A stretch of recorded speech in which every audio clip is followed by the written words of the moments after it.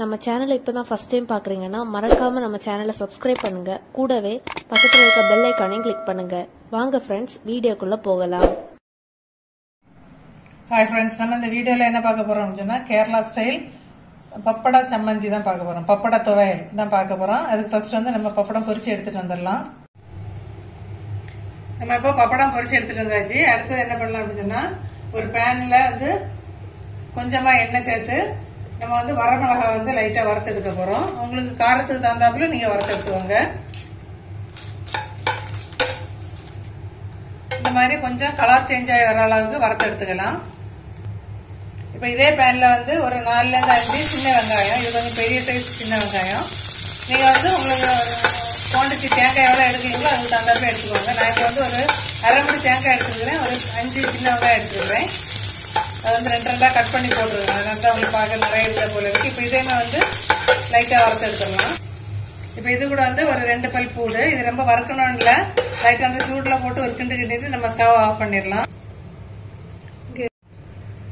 இப்ப நம்ம தேங்காய் இதுல சேர்த்துடலாம். நம்ம இப்ப அரை முடி தேங்காய் எடுத்துருந்தோம், அதுல சேர்த்துடுறோம். இப்ப வறுத்து வச்சிருந்த சின்ன வெங்காயம் பூடெல்லாம் சேர்த்துடலாம். இப்போ வரமிளகா நம்ம வந்து வறுத்து வச்சிருந்த வரமிளகாயில சேர்த்துடலாம். அதையுமே வந்து 2 3 கட் பண்ணி சேர்த்துக்கோங்க.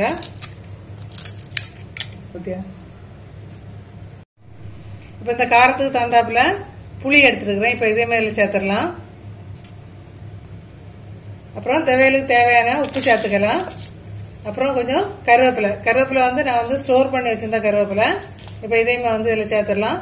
இப்ப தண்ணி எதுவும் சேர்க்காம ஃபர்ஸ்ட் பல்ஸ் மோட்ல ஒருக்கா ஓட்டி எடுத்துட்டு வந்துடலாம்.